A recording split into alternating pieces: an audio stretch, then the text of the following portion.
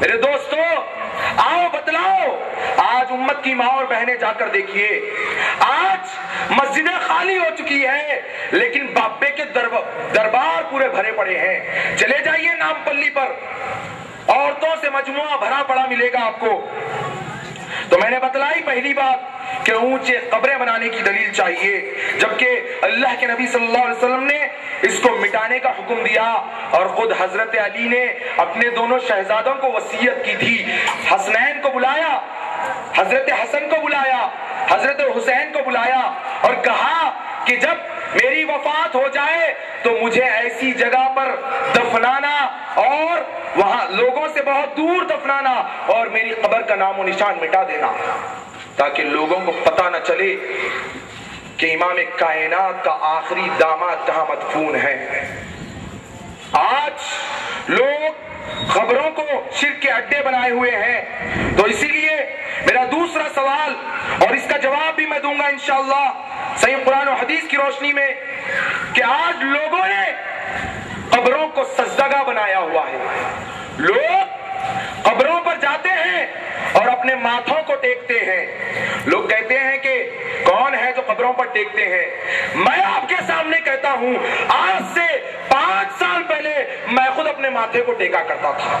اللہ مجھے معاف فرمائے، میری موت ایمان پر فرمائے، میری موت توحید پر فرمائے، اور ہم سب کو اللہ تبارک و تعالی ہمارا خاتمہ ایمان پر نصیب فرمائے۔ امی عائشہ صدیقہ رضی اللہ عنہ روایت کرتی ہیں، اللہ کے نبی صلی اللہ علیہ وسلم مرض الوفات میں ہے، میرے آقا کی وفات کے ایام ہے، میرے آقا کے ماتھے پر بھینا بھینا پسینہ ہے، میرے آقا پانی منگاتے ہیں، کٹورے میں پانی لایا جاتا ہے، میرے آقا پانی میں ہاتھ ڈبا کر اپنے ماتھے پر پوچھتے ہیں، میرے آقا اپنے ماتھے پر مرض الوفات کے عالم میں کپڑا ڈھانپتے ہیں، پھر اپنے کپڑے کو ہٹاتے ہیں اور کہتے ہیں، اللہ یہود و نصارہ پر لعنت فرمائے جنہوں نے اپنے نبیوں کی قبروں کو سجدگاہ بنا لیا، جنہوں نے اپنی نبیوں کی قبروں کو سجدگاہ بنایا۔ بخاری و مسلم میں یہ حدیث موجود ہے میرے دوستو، اللہ کے نبی صلی اللہ علیہ وسلم نے بتلایا کہ ان لوگوں پر لعنت ہو جنہوں نے اپنے انبیاء کی، بزرگان دین کی قبروں کو سجدگاہ بنا لیا۔ اور بتلایا گیا قیامت کی نشانی، مسند احمد کی صحیح روایت میں آقا فرماتے ہیں، کان کھول کر سن لو، آقا نے فرمایا قیامت تب تک قائم نہیں ہوگی جب تک کہ بدترین مخلوق قیامت میں پیدا نہ کر دی جائے۔ مسند احمد میں اللہ کے نبی صلی اللہ علیہ وسلم فرماتے ہیں، یقیناً قیامت بدترین مخلوق پر قائم ہوگی، اور وہ بدترین لوگوں کی نشانی یہ ہے کہ وہ قبروں کو اپنی سجدگاہ بنا لیں گے۔ یہ لوگ بدترین ہوں گے جو قبروں پر سجدے کرتے ہیں۔ بابا آدم سے لے کر قیامت تک پیدا ہونے والے انسانوں میں اگر کوئی سب سے بدترین مخلوق اللہ کے نبی صلی اللہ علیہ وسلم نے بتلائے تو وہ قبروں پر سجدہ کرنے والے لوگ ہوں گے میرے دوستو۔ یہاں تک کہ اللہ کے نبی صلی اللہ علیہ وسلم نے صحابہ سے فرمایا، اگر تعظیماً سجدے کا حکم بھی اگر میری امت کو دیا جاتا تو سب سے پہلے بیوی کو حکم دیا جاتا کہ وہ اپنے شوہر کو سجدہ کرے۔ پتا چلا کہ اللہ کے سوا کہیں سجدہ جائز نہیں ہے میرے دوستو۔ تیسری بات جو میں آپ کے سامنے رکھتا ہوں، آج خبروں پر عرس دھوم دھام سے ہوتے ہیں، میلے لگائے جاتے ہیں، میلوں پر مرد و حضرات کا اختلاط ہوتا ہے، مرد و حضرات مل کر میلے میں گھومتے اور پھرتے ہیں، اور قبر عاشقی کے اڈے بن چکے ہیں۔ یہ درگاہ ہے جہاں پر دیکھ کر اپنی موت کو یاد کیا جانے کا حکم دیا گیا تھا، لیکن لوگ وہاں پر عرس اور میلہ لگاتے ہیں۔ اللہ کے نبی صلی اللہ علیہ وسلم نے دعا کی تھی اللہ سے، اے اللہ میں محمد الرسول اللہ تیرا بندہ تجھ سے دعا کرتا ہوں کہ میرے مرنے کے بعد میری قبر کو میلہ گاہ نہ بنانا۔ اللہ کے نبی نے دعا مانگی تھی میرے دوستو کہ میرے قبر پر کوئی میلہ نہ لگے، کوئی عرس میری قبر پر نہ ہو. یہ حدیث صحیحین میں موجود ہے میرے دوستوں. تو کسی کو مشکل کشا کہہ کر پکارنا.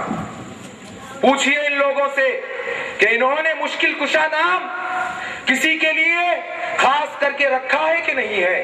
مشکل کشا کون ہے؟ کون ہے بچوں مشکل کشا؟ اللہ ہے.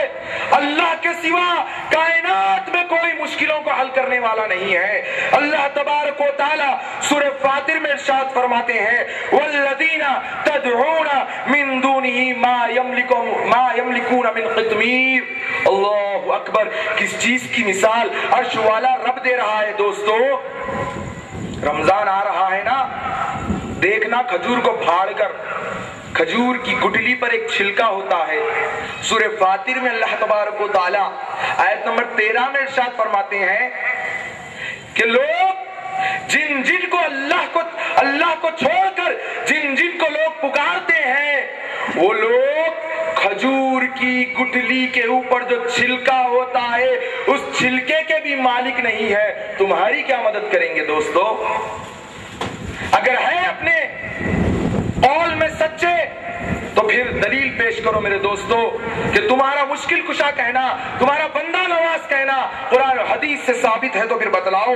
جبکہ اللہ تبارک و تعالیٰ نے صاف بتلا دیا کہ تم جن کو چھوڑ کر اللہ کے سوا پکارتے ہو وہ کھجور کی گٹلی کے چھلکے کے بھی مالک نہیں ہے. آئیے پانچویں بات میں آپ کے سامنے رکھتا ہوں کہ قبروں پر اکثر چراغ اور روشنیاں جلائی جاتی ہے, لائٹنگ جلائی جاتی ہے. جبکہ اللہ کے نبی صلی اللہ علیہ وسلم سے عبداللہ بن عباس رضی اللہ عنہ روایت کرتے ہیں اللہ کے نبی صلی اللہ علیہ وسلم نے لعنت فرمائی ہے ان عورتوں پر جو کثرت سے قبروں کو جاتی ہے اور ان مردوں پر, ان عورتوں پر جو قبروں پر روشنی جلاتے ہیں, چراغیں جلاتے ہیں, لائٹیں جلاتے ہیں, کمکمے جلاتے ہیں. ایسے لوگوں پر اللہ کے نبی صلی اللہ علیہ وسلم نے لعنت فرمائی ہے. اور باتیں آگے ہیں میرے دوستو, لیکن وقت بہت کم ہے, مختصراً بتاؤں گا اور گلا بھی ساتھ نہیں دے رہا ہے. میرے دوستو آگے چھٹی بات جو میں آپ کے سامنے رکھتا ہوں, وہ لوگ اکثر قبروں پہ جا کر دھاگے لاتے ہیں. کوئی پیلے بابا کا دھاگا لاتا ہے تو کوئی کالے بابا کا دھاگا لاتا ہے, اور یہ دھاگے لا کر اپنے اپنے ڈڈوں پر, کڑوں پر اور اپنے گلوں میں باندھے جاتے ہیں.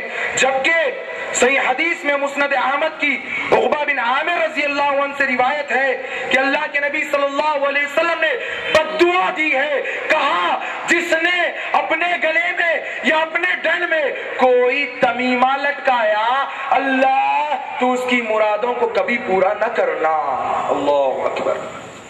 اور فرمایا صحیح حدیث میں من علق تمیمہ فقد اشرک, جس نے تعویذ لٹکایا یا دھاگا لٹکایا اس نے رب تعالیٰ کے ساتھ شرک کیا. میرے دوست اللہ اکبر. صحیح حدیث میں روایت ہے کہ جس نے تعویذ لٹکائی اس نے اللہ کے ساتھ شرک کیا. عبداللہ بن مسعود رضی اللہ عنہ نے ایک مرتبہ اپنی بیوی, اپنی زوجہ کے گلے میں تعویذ دیکھا تو اس کو کاٹ کر پھینک دیا اور کہا اللہ میرے گھر کو شرک سے پاک رکھنا. آج ہمارے اور آپ کے خاندان میں کتنے لوگ ہیں جو ڈنوں پر کڑے اور تعویذیں باندھتے ہیں. میرے دوستو میرے اور آپ میں ہمت نہیں ہے. آئیے اللہ سے دعا کرتے ہیں کہ اللہ ہمیں ہمت نصیب فرمائے دعوت توحید کو عام کرنے کی اور لوگوں کو شرک سے روکنے کی. ساتویں بات جو میں آپ کے سامنے رکھتا ہوں کہ لوگ اللہ کے علاوہ قبروں پر جا کر جانور ذبح کرتے ہیں.